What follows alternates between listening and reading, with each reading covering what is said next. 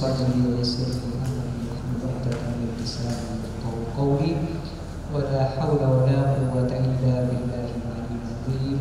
أما بعد.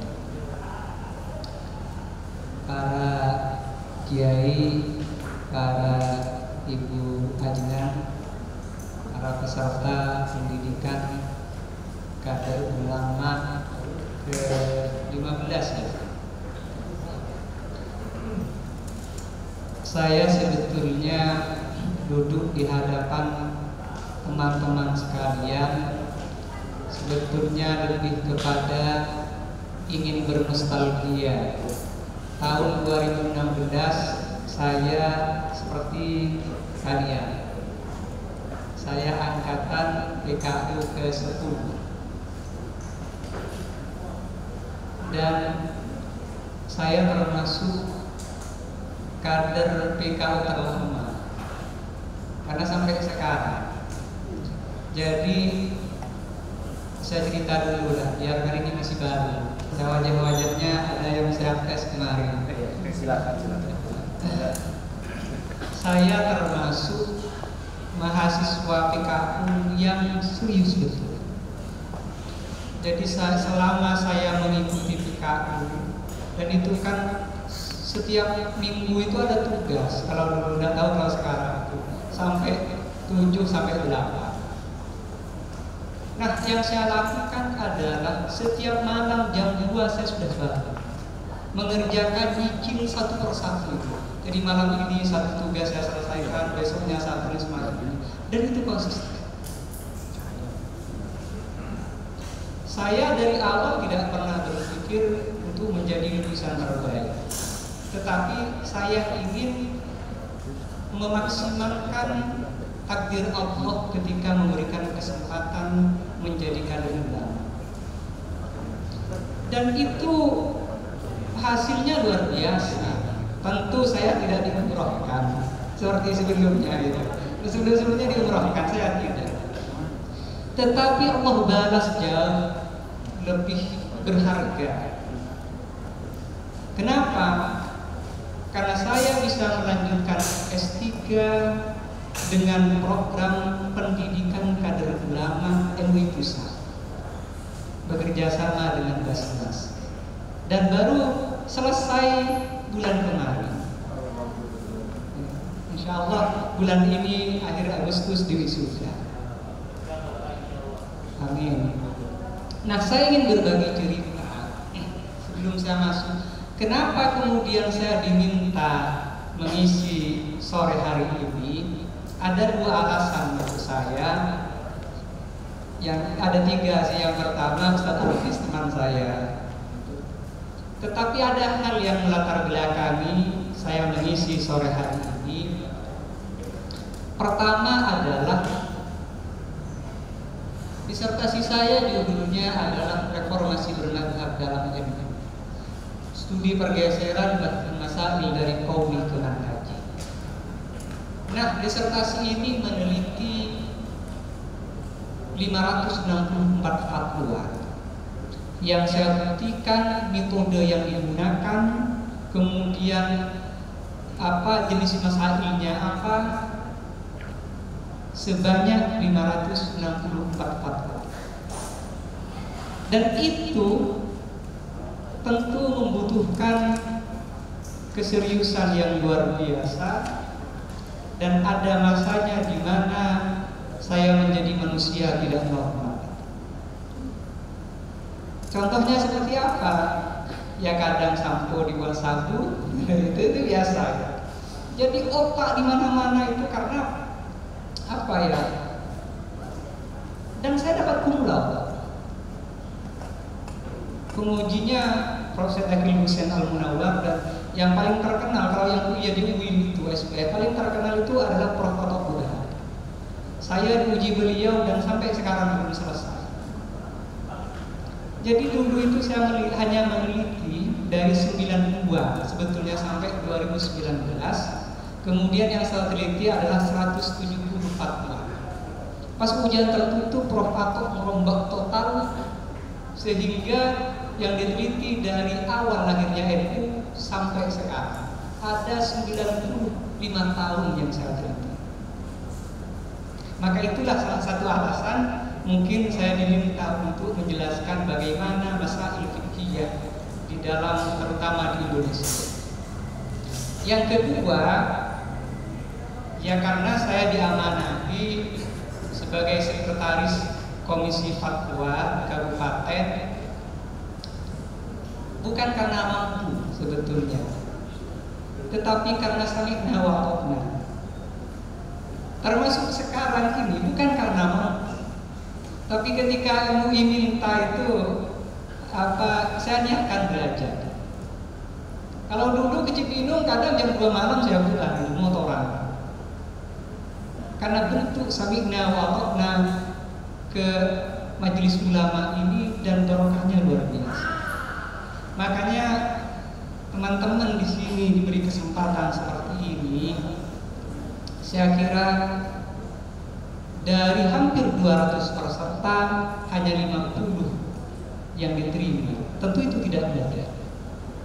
Tetapi yang paling penting adalah bagaimana menjaga amanah kepercayaan MUI ketika kalian diterima sebagai kader. Maka tentu harus dimaksimalkan, bukan hanya sekedar persoalan absen, bukan hanya sekedar persoalan lulus, tetapi bagaimana kalian selama 4 bulan ini ditempa menjadi kader-kader ulama masa depan. Kiai-kiai kita yang sudah banyak yang wafat, tentu kalianlah yang harus menggantikan itu. Maka kalau kita tidak serius belajar sebagai kader, maka tentu masa depan ulama ini mengkhawatirkan. Oleh karenanya kesempatan kali ini saya mungkin ingin berbagi cerita tentang bagaimana proses, karena saya bergelut langsung di dalam bahtul masail, bergelut langsung di dalam merumuskan persoalan-persoalan dalam MUI. Tentu hanya sekilas itu nanti yang akan saya sampaikan. Mohon izin saya agak kegerahan, saya buka dulu ini. Tadi itu di Cipayung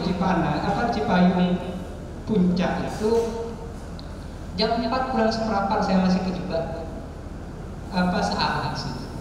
Jadi dari sana ke sini sekitar seperempat jam.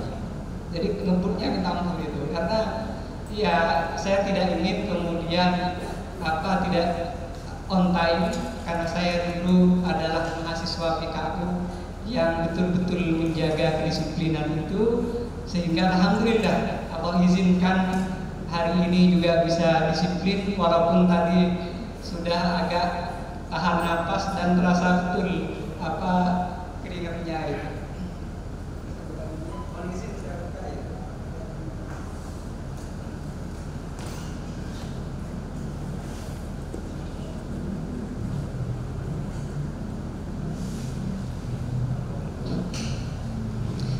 Baik, saya diminta untuk mengisi tentang masalah-masalah fikih. Nah, mungkin nanti 2 pertemuan belakang, kalau masih ada takdir kita bertemu, kita akan mencoba menguji berbagai rumusan fatwa, termasuk bagaimana metode-metode yang digunakan. Nah, saya ingin memberikan pengantar dulu, yang tentu ini sebetulnya menggarami lautan, tapi tidak apa-apa lah, niatnya ngingat-ngingat petolak kabar. Saya ingin memulai bahwa kalau meminjam bahasanya Ibnu Rushd dalam pengantar Bidayatul Mujtahidnya itu, beliau mengatakan an-nususu mutanahiyah wal waqa'i wa mutanahiyah, dan banyak redaksi yang hampir sama, bahwa teks agama itu selesai pada 15 abad yang silam ketika baginda Rasulullah wafat. Sementara fenomena persoalan terus berkembang, terus lahir, apalagi di era modern. Maka tentu sebagai agama terakhir, sebagai agama yang sempurna, maka agama ini harus selalu sholihah di kulli zaman wa makan. Dan memang senyatanya agama ini sholihah di kulli zaman wa makan. Dengan cara apa? Dengan cara pengawalan oleh para warasatul anbiya, yaitu ulama. Maka di dalam Al-Quran Allah berfirman, "Ma farratna fil kitabi min syai'." Tidaklah kami tinggalkan di dalam Al-Quran. Fil kitab itu ulama berbeda pendapat apakah yang dimaksud kitab itu Lauh Mahfuz atau Al-Quran, tetapi mayoritas mengatakan Al-Quran. Kata Allah, tidaklah kami tinggalkan di dalam Al-Quran dari segala sesuatu. Nah, syai'un di sini merupakan isim nakirah yang fi siyaqin nafyi, di depan diawali dengan nafi. Itu biasanya fungsinya lil istighrar jinsi, bermakna am. Artinya apa? Segala persoalan umat manusia ini jawabannya ada di dalam Al-Quran.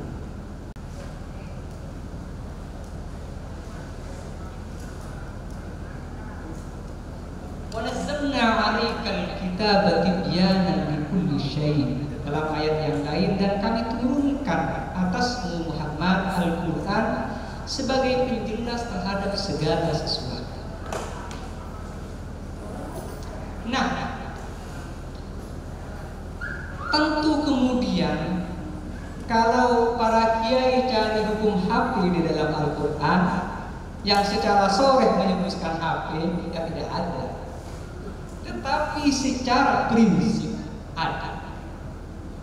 Maka kata para mufassir, misalnya Tobari mengatakan ketika menjelaskan tentang ayat ini, bagaimana Al-Quran menjawab segala persoalan itu, imma bentuknya ada kalanya dalalatan atau dilalatan mubayyinatan masyruhatan.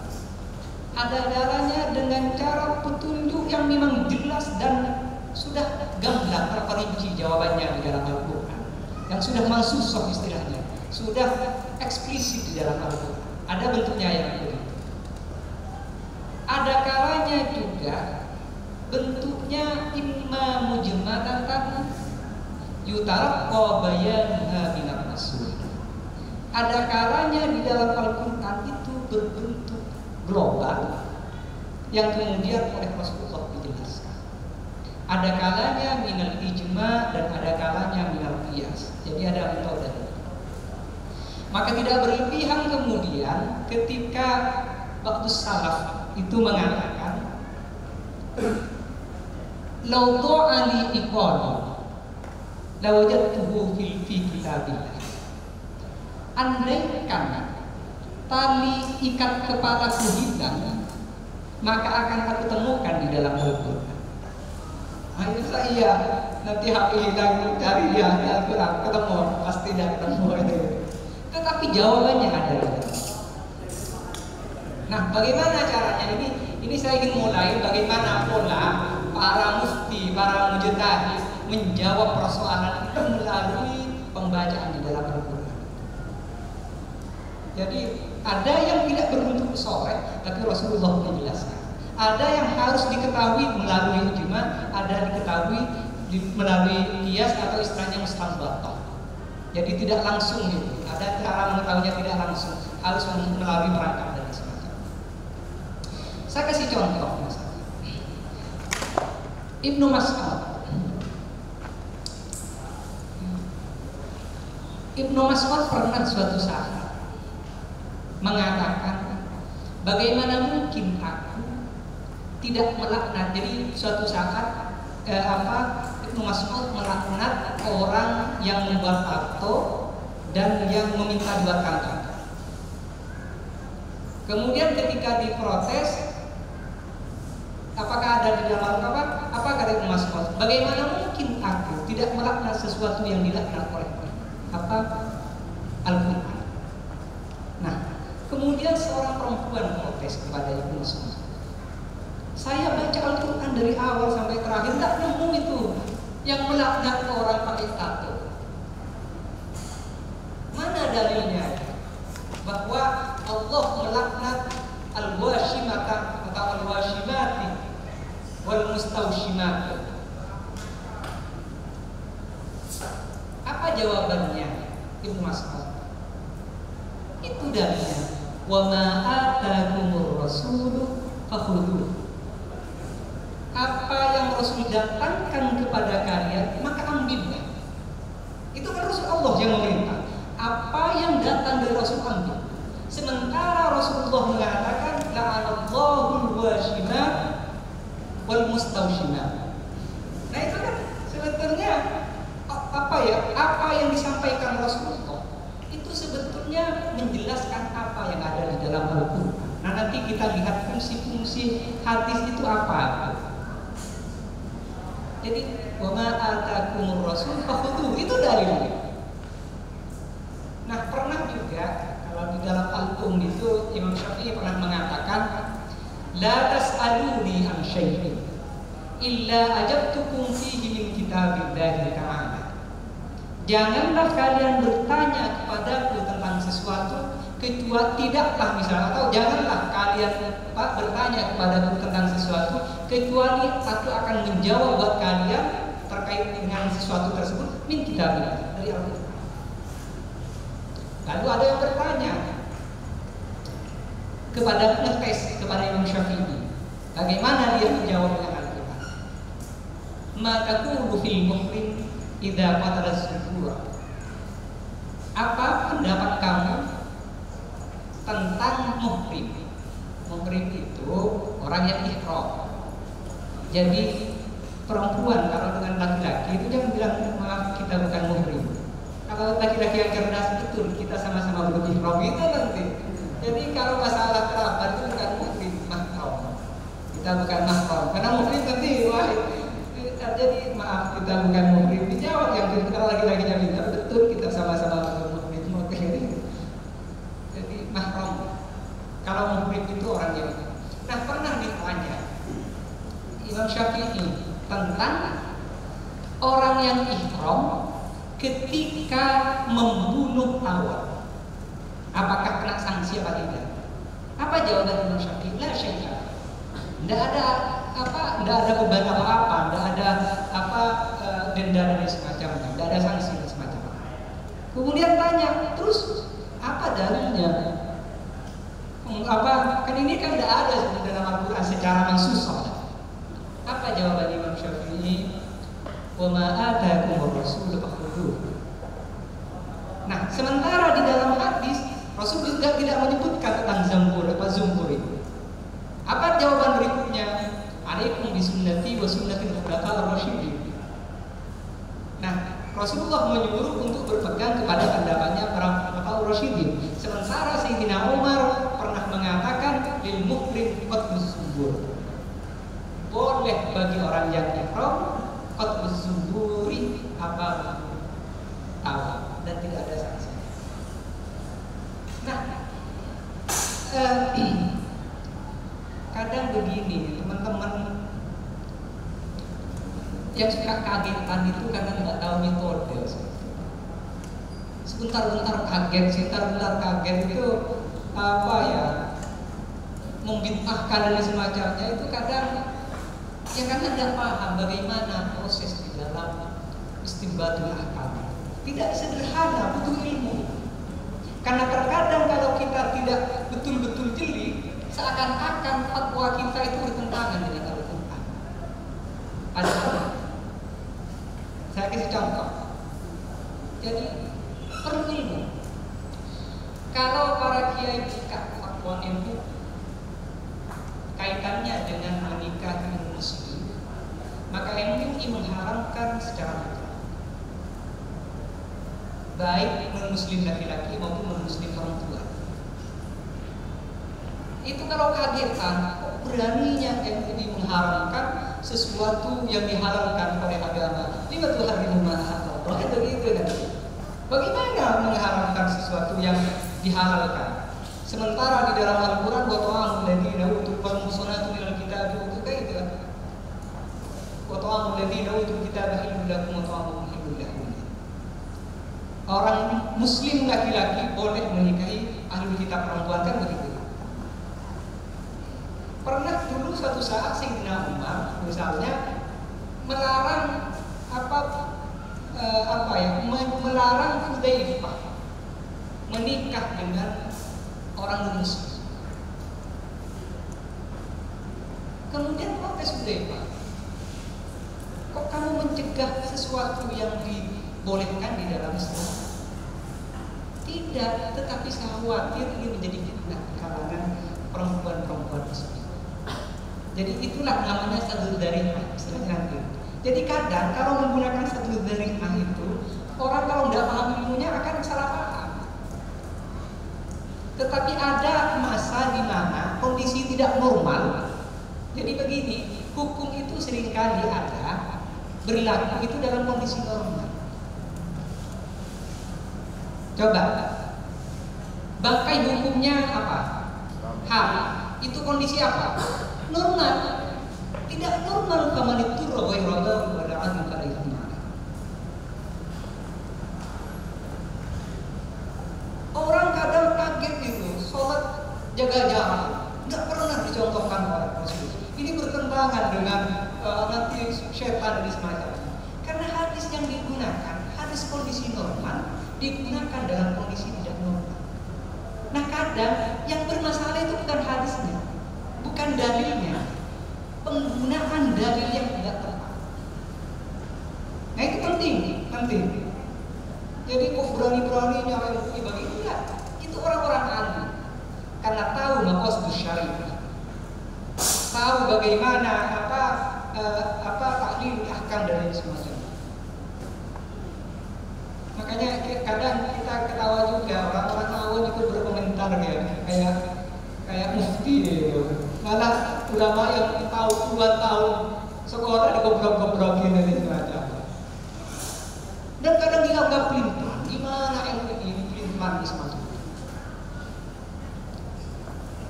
Saya bilang, Anda kalau bilang begitu, kalau sudah berani bilang ulama pelintang, Anda akan mengatakan Imam Syafi'i itu pelintang. Karena ada qaul qadim, ada qaul jadid.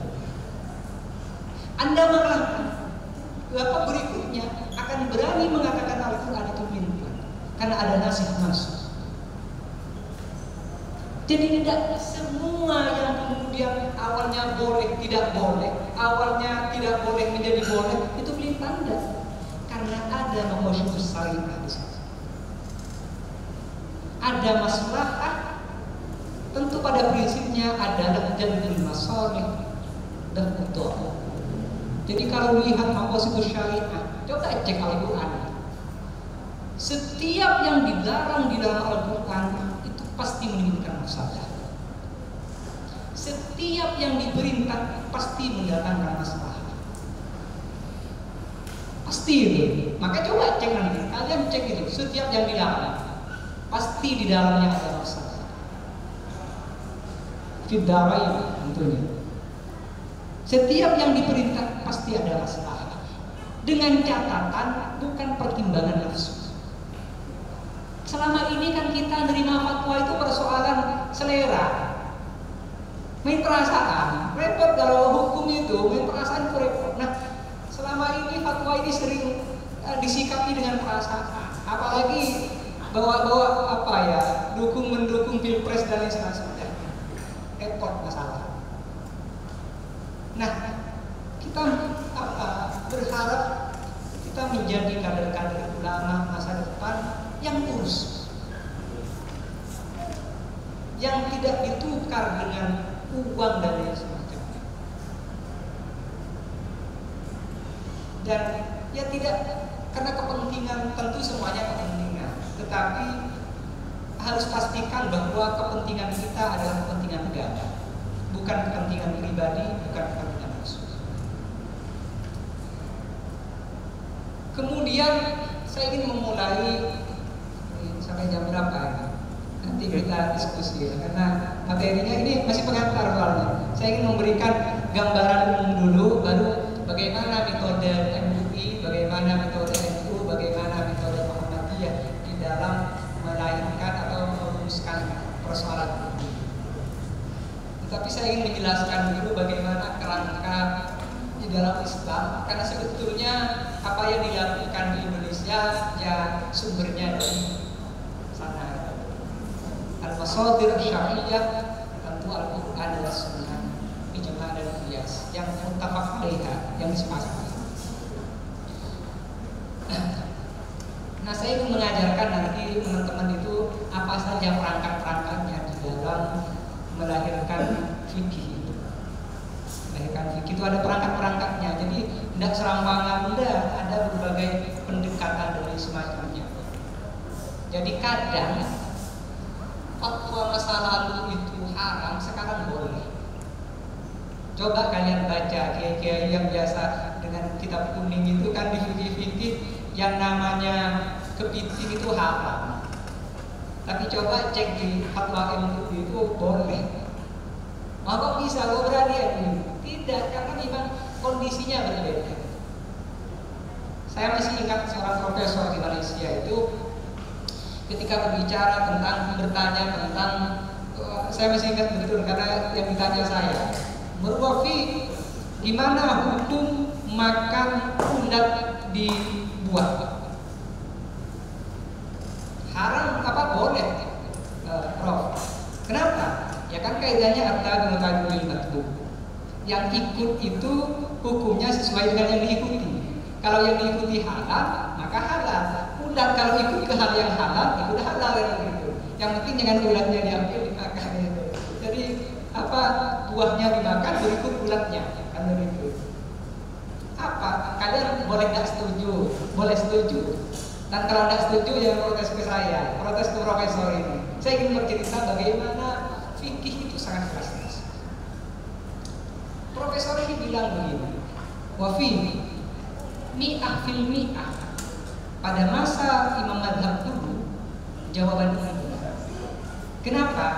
Karena dalam konstruk pemikiran ulama dulu, ulat ini muncul dari buah. Tetapi dalam perkembangan ilmu pengetahuan, ternyata ulat ini bukan lahir dari buah. Dia dibawa angin, berbentuk kuman, kemudian makan buah ini membesar. Jadi dia bukan tabi'ul matbu, bukan ikut itu. Dan beliau kesimpulan tidak boleh ya. Terserah Anda setuju atau tidak. Tetapi inilah fikih. Banyak pertimbangan yang perlu. Dulu pernah MUI untuk memutuskan hukum kodok saja itu undang ulama Indonesia itu di hotel. Pembahasannya hukum kodok itu jauh-jauh sampai seluruh Indonesia. Karena mengeluarkan fatwa itu tidak mudah. Kalau persoalannya tidak menyangkut orang, itu kan sering kita karena biasanya kalau untuk yang membuat draftnya dan semacam itu saya semalam selesai. Persoalan kemudian dan semacam semalam selesai. Tetapi ketika menyangkut muamalah dan menyangkut satu pihak dirugikan, satu pihak diuntungkan, itu bisa berbulan-bulan. Kita tidak hanya merumuskan menurut dalilnya begini, enggak. Kita harus meminta clearkan betul di lapangan seperti apa. Karena jangan sampai kita gara-gara fatwa kita hak orang terambil, gara-gara fatwa kita yang salah. Nah itu jadi tidak mudah main dalil begini ya. Pertimbangannya termasuk sampai dulu pernah kita diminta untuk merumuskan tentang edisi cash. Sampai sekarang kita tidak membuat. Saya masih ingat ketika itu saya minta datangkan orang edisi cash. Saya ingin tahu. Jadi ketika itu banyak korban yang datang, didatangkan banyak korban mengeluhkan begini-begini. Saya bilang korban Adcast ini itu bukan urusan saya, bukan urusan komisi fatwa, itu kalau urusan komisi hukum itu untuk mengawal. Urusan komisi fatwa itu memastikan apakah akad yang digunakan itu benar atau tidak. Karena kalau akad yang bermasalah pasti berkonsekuensi ada korban dan semacamnya. Tetapi ketika ada korban, itu belum tentu karena disebabkan oleh akad yang bermasalah. Boleh jadi karena dia nggak tahu bisnis. Nah, tugas komisi fatwa, tugas orang ahli hukum agama itu adalah memastikan bagaimana setiap akad ini benar. Sehingga ketika akad benar, maka konsekuensinya insya Allah masalah.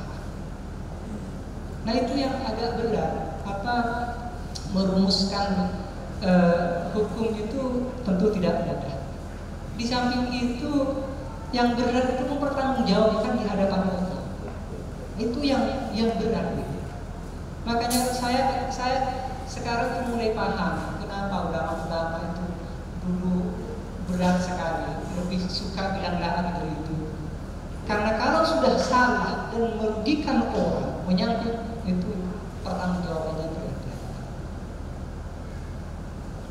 Makanya berbagai tinjauan, berbagai pertimbangan itu betul-betul harus matang. Jadi sudah tidak berfungsi lagi biar kelihatan gawat. Itu yang terjadi adalah beban.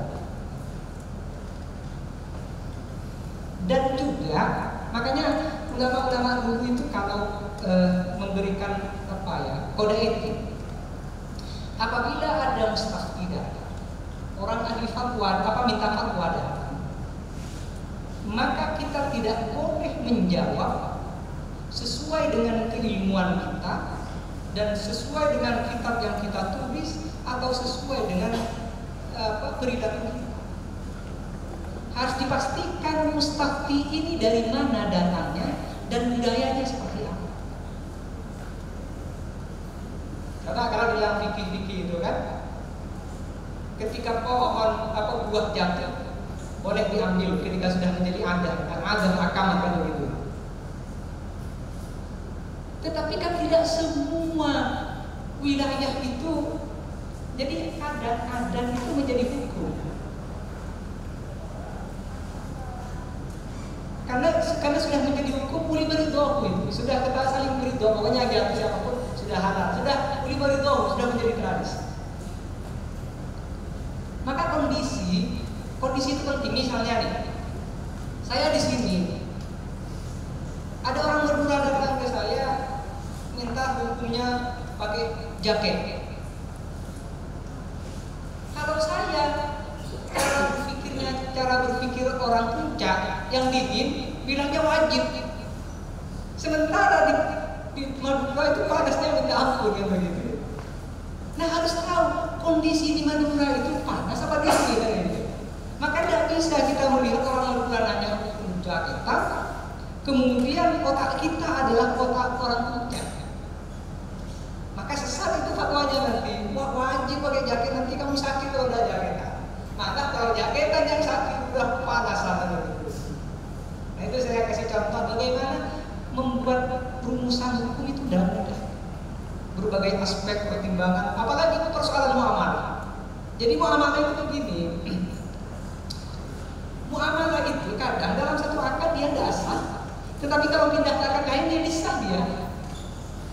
Misalnya, ini akad sewa ijarah, tidak sah karena kurang begini-begini. Tidak lantas kemudian ini haram karena akadnya tidak sah. Belum tentu. Karena boleh jadi dipindah ke akad yang lain, jadi benar itu. Misalnya menggunakan akad itu menggunakan, makanya di dalam saya kan termasuk Dewan Pengawas Syariah beberapa koperasi. Nah, saya sering dihadapkan pada persoalan akad-akad itu. Itu sebetulnya kadang menggunakan akad ini tidak boleh, menggunakan akad ini boleh. Nah, kalau kita hanya fokus begini, bisa membuat orang susah, sulit. Wah, Ustaz kok apa ya? Ngambil gampangnya begitu? Enggak, karena itu ada landasan hukumnya. Hilah itu ada landasan hukumnya. Ada al-hiyal syar'iyyah, ada al-hiyal ghairu syar'iyyah. Saya kasih contoh bagaimana hilah itu juga dicontohkan oleh Nabi. Dulu pernah ada penduduk Khaybar datang kepada Nabi membawa kurma. Bagus.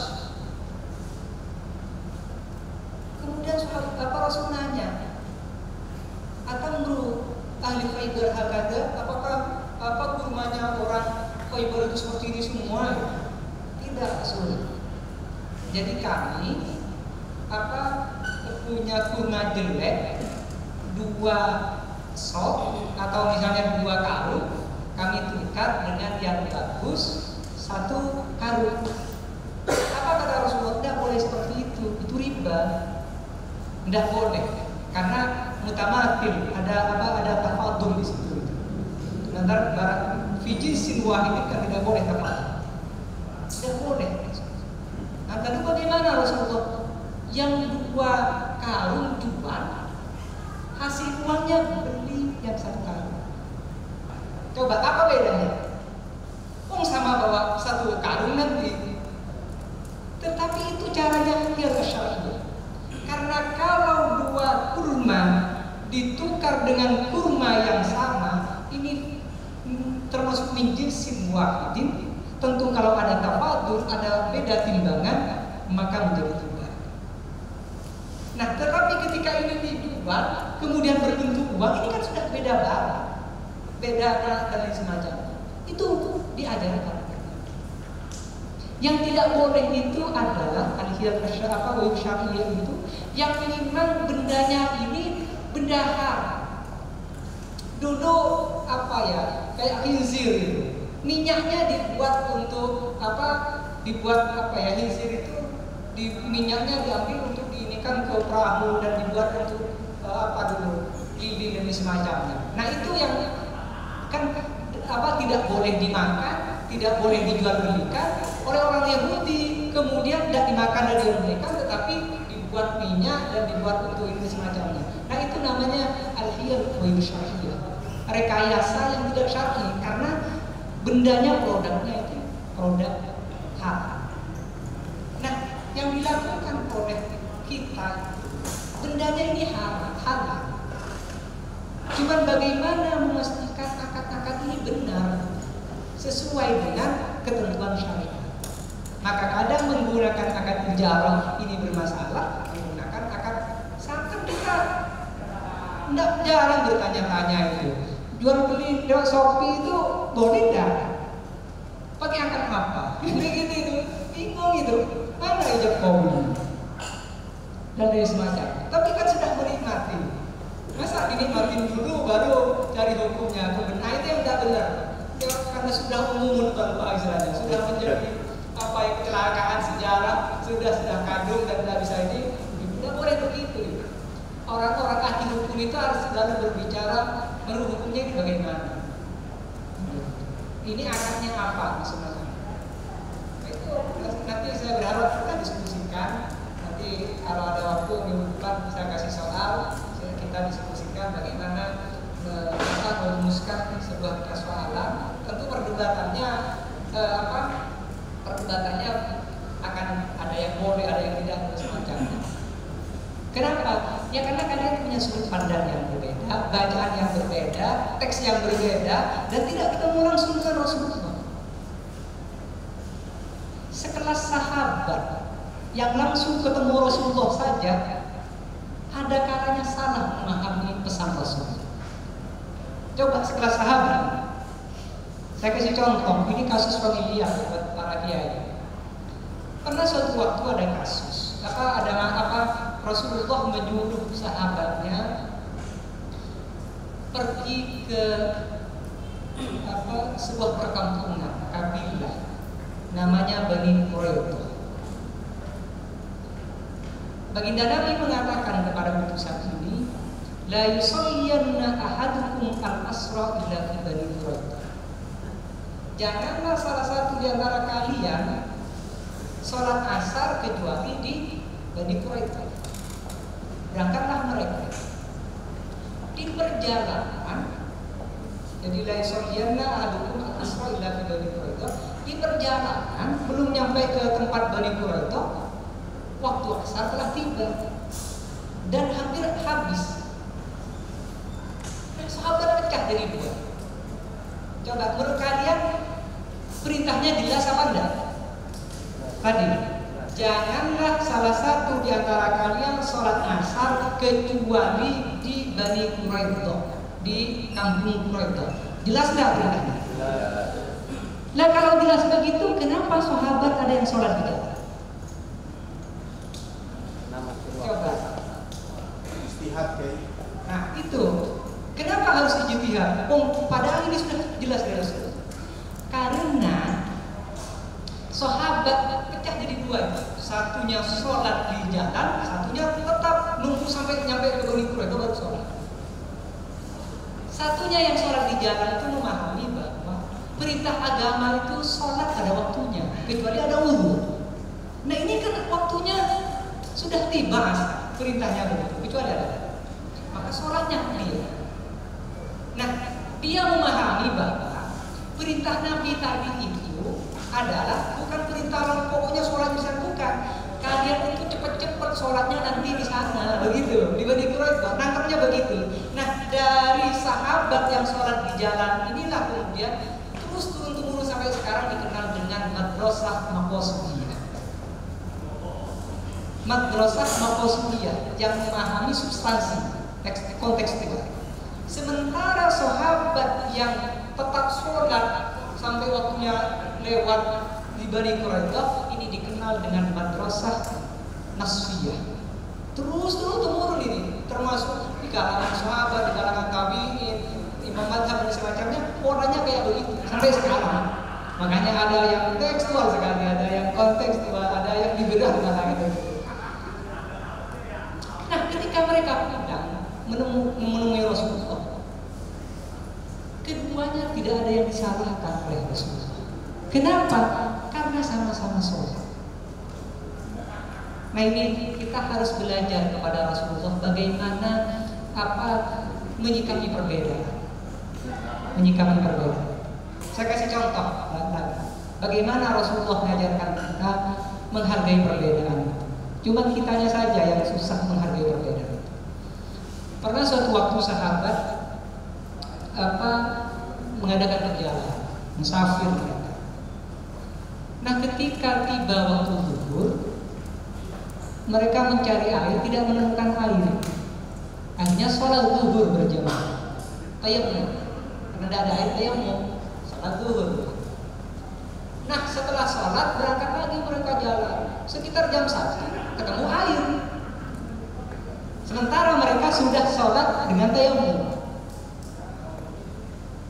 Lalu sahabat ini bingung antara sholat lagi atau tidak usah cukup jangan.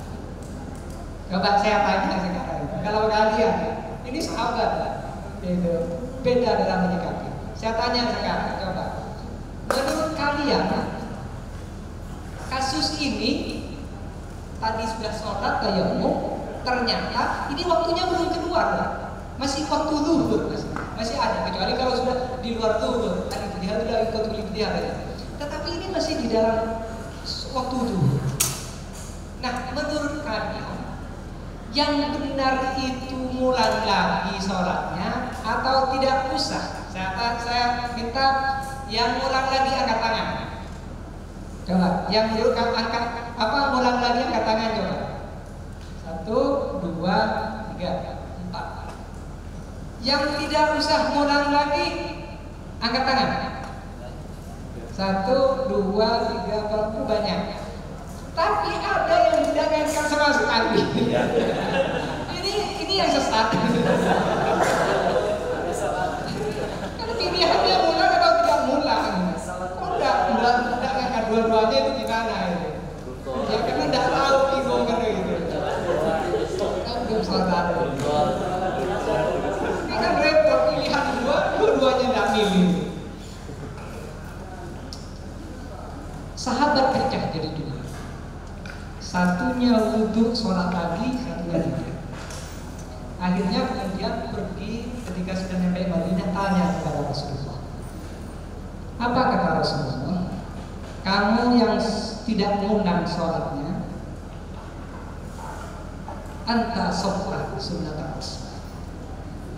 Kamu yang tidak mengundang, kamu sudah sesuai dengan sunnah Rasul. Sudah benar. Nah, kamu yang mengundang, maka kamu dapat 2 pahala. Coba indah daya. Yang tidak mengundang oleh Rasulullah dibenarkan, yang mengundang dapat 2 pahala. Kenapa dapat 2 pahala? Karena sholat kedua menjadi sholat sunnah. Kayak gitu. Nah, coba betapa indahnya kalau menyikapi perbedaan itu seperti itu. Dan ulama-ulama kita itu kan mengajari bagaimana menyikapi perbedaan itu. Tentu kita harus merasa benar. Dan itu yang diajarkan oleh ulama, ra'yi shawab. Pendapatku benar, yahtamilul khata. Tapi ada kemungkinan, ada potensi salah. Wa ra'yi ghairi khata, yahtamilus shawab. Pendapat orang lain salah, tapi ada potensi benar. Artinya memang kita harus yakin dengan pendapat sendiri. Nah, pendapat sendiri saja tidak yakin gimana? Harus yakin. Tetapi jangan merasa pendapat kita merasa paling benar. Nah, itu yang bermasalah. Yakini bahwa apa yang pendapat kita itu benar, tetapi hargai pendapat orang lain, ada potensi benar. Begitu itu cara. Insya Allah kalau kayak begini indah perbedaan itu yang diajarkan oleh Rasulullah. Jangan mentang-mentang ya kalau nggak tahu mendingan dia. Itu kan pernah ada kasus dan dimarahin oleh Rasulullah. Karena ini menyangkut orang. Jadi ada orang dulu kepalanya bocor. Kemudian minta fatwa ke sahabat yang lain, boleh tayamum enggak? Mana boleh harus mandi itu. Mandilah dia mati. Gara-gara fatwa mati, makanya hati-hati kalau menyangkut orang. Kalau untuk sendiri, tentu kita pakai yang ahwat, pakai yang paling hati-hati. Karena prinsipnya ada khuruj minal khilaf mustahab. Keluar dari perbedaan pendapat itu adalah mustahab. Maksudnya keluar dari perbedaan pendapat itu begini. Kalau ada yang membolehkan, ada yang mengharamkan, itu biasanya yang aman itu ngambil yang haram. Karena ketika kita ngambil yang haram, kita tidak melakukan. Berbeda yang membolehkan, kita akan melakukan dan itu akan menjadi perdebatan. Maka ada khuruj minal khilaf mustahab. Bukan kayak tadi, satunya ulang satunya kemudian diam. Kaidahnya al-khuruj minal khilaf itu. Al-khuruj minal khilaf mustahab itu. Ketika ada perbedaan pendapat, cari yang lebih ketat karena biasanya itu yang aman. Karena ketika ketat kita tidak melakukan. Beda dengan yang ringan itu. Nah, mati itu dimarahin oleh Rasulullah. Kalau nggak tahu jangan berfatwa, jangan nyampaikan, dan itu membinasakan orang. Nah, hanya saja memang pada masa Rasulullah itu kan semua masalah selesai di Rasulullah. Jadi semua selesai di Rasulullah. Kenapa? Karena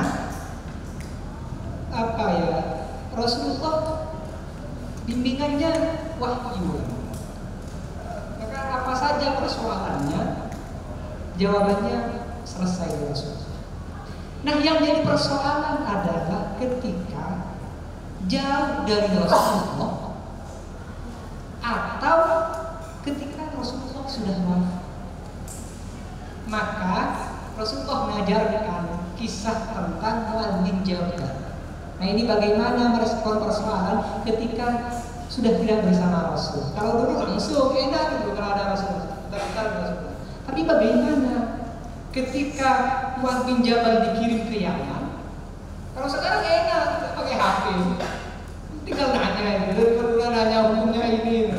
Sekarang enak itu tinggal nanya ke yang lain atau nanya ke Syekh Google kan begitu. Dulu kan belum ada HP. Masa orang bertanya sekarang ditunggu sebulan jawabannya, sementara yang dihadapi harus selesai sekarang. Dulu kan belum ada HP. Maka Rasulullah mengajarkan bagaimana bagaimana kamu menyelesaikan persoalan ketika dihadapkan persoalan tidak ada aku di sini. Apa kata doa? Aktif di kita. Saya memutuskan dengan Al-Quran. Fa'ilam tajid, kata Rasul. Kalau kau tidak menemukan, nah artinya ada sesuatu yang tidak ditemukan di dalam Al-Quran. Bukan tidak ada, tidak ditemukan. Gitu. Apakah setiap yang tidak ditemukan tidak ada? Ada, cuma tidak ketemu saja. Oh ada apa api vital di sana, semua cari-cari di sini. Nah pertanyaannya apakah apinya tidak ada? Ada, cuma tidak ada. Makanya kata Nabi, "Fa'ilam tajid", kalau kamu jawabannya tidak menemukan secara sore di dalam Al-Quran, bagaimana? Aktif di sunnah Rasul. Saya akan menghukumi dengan sunnah Rasul. Kalau tidak ada, maka birji dengan cara ijtihad. Dan oleh Rasulullah pegang dada. Alhamdulillah yang kemudian Allah menyesuaikan dengan apa, mencocokkan keinginan saya dengan keinginan Allah. Jadi dari semenjak Rasulullah ada itu, ijtihad sudah ada. Termasuk baginda Rasulullah itu berijtihad kadang, tetapi kalau ijtihadnya itu salah langsung ditegur oleh wahyu. Jadi kadang berijtihad gitu. Makanya kalau di dalam usul fikih itu kan ada persoalan yang dilakukan oleh Rasulullah tetapi tidak boleh dilakukan oleh kita. Jadi tidak semua apa yang dilakukan Rasulullah itu boleh diikuti. Jadi jangan pikir pokoknya apa yang datang dari Rasulullah, ada yang tidak. Kalau itu datang dari hibrah atau dari sifat khulqiyah, ada apa? Khulqiyah dari khulqiyah. Wah ini berat Ustaz. Nah, saya kasih contoh.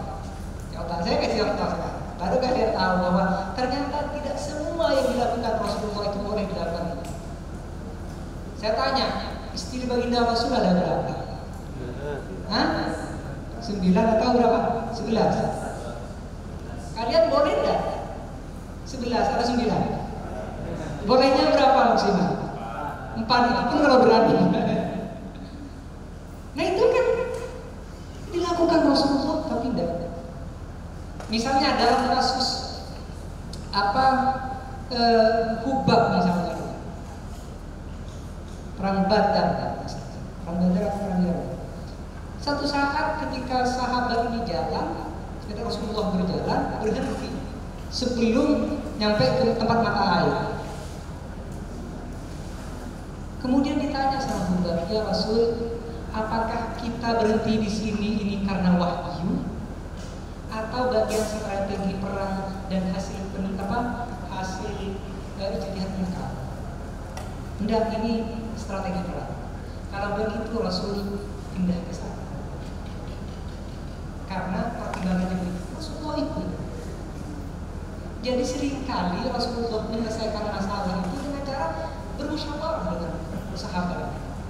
Kadang hasil musyawarahnya salah ditegur oleh tokoh, kadang tidak. Artinya sesuai dengan kehendak. Tetapi sekali lagi semuanya bimbingan Allah. Makanya semuanya kasus misalnya pengkawinan buah kurma ya, yang kemudian ngapain harus dikawinkan gitu. Ternyata setelah sahabat nak kawinkan ternyata dilek-dilekan. Apa kata Nabi? Antum a'lamu bi umuri dunyakum, kan begitu. Jadi kalau di Abdul Wahab Khalaf, ini bukan menurut saya, menurut Syekh Abdul Wahab Khalaf. Kalau tidak setuju nanti silakan protes beliau.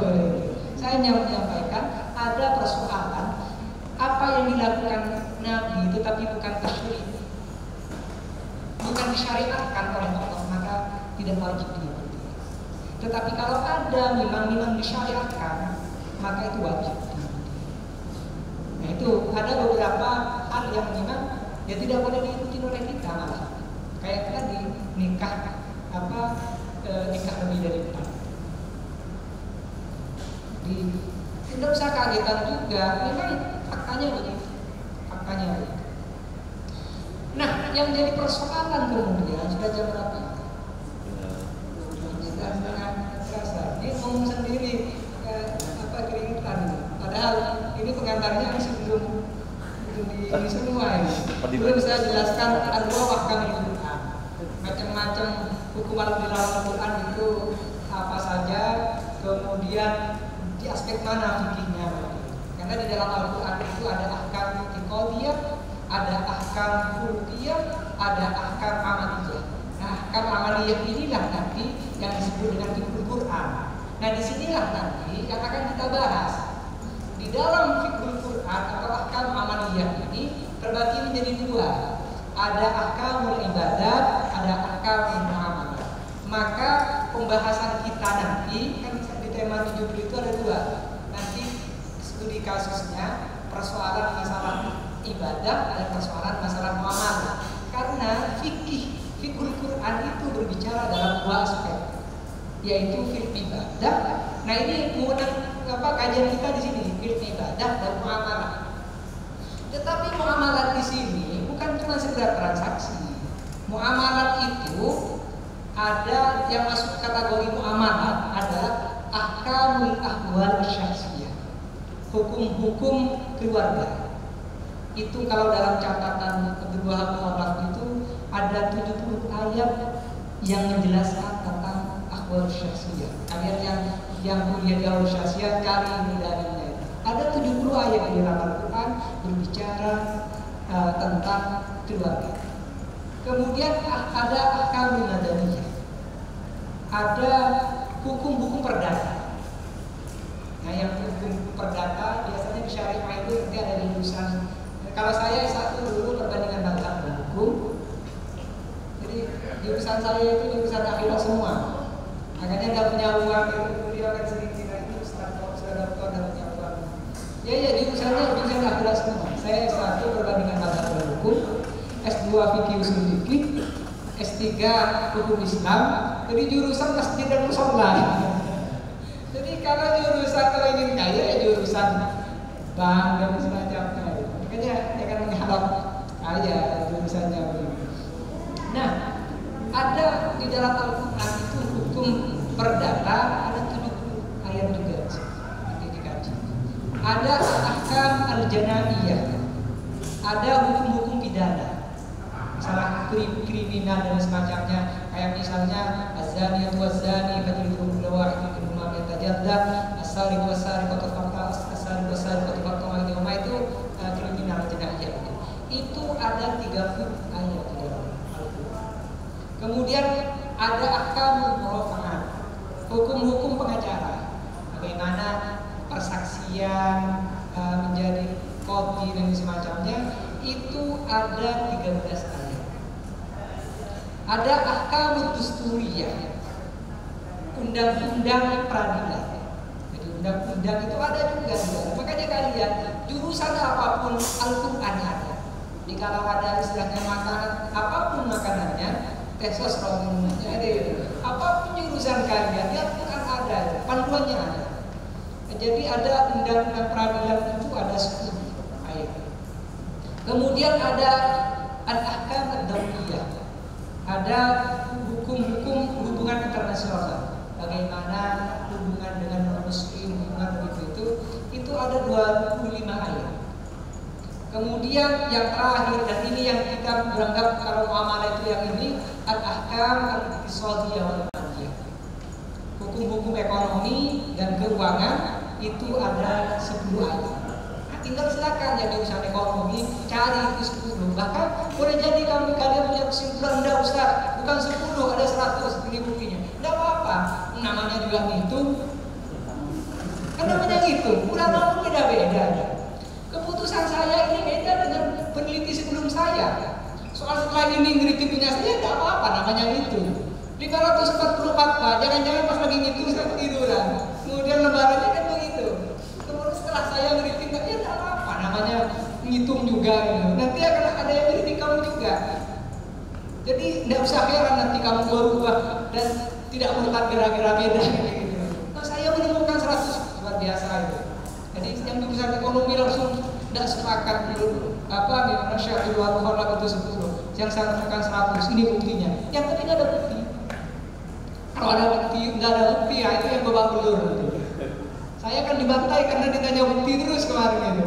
540 fatwa diminta bukti itu kan bingung sendiri kan itu. Dengan 6 profesor begitu itu. Nah, kalau tidak bisa membuktikan itu ya bahaya. Selama bisa membuktikan, kalian yang di urusan tidak pendapat semacam itu, saya menemukan 100, tidak apa-apa. Nah, itu temuan yang luar biasa. Tetapi harus dibuktikan dengan mana ayat-ayatnya dan sebagainya. Nah, kemudian ini belum masuk ke sunnah, ini baru Al-Quran. Belum nanti metode. Jadi metode ijtihad itu, jadi ada namanya al-masadir syar'iyyah atau al-adillah syar'iyyah.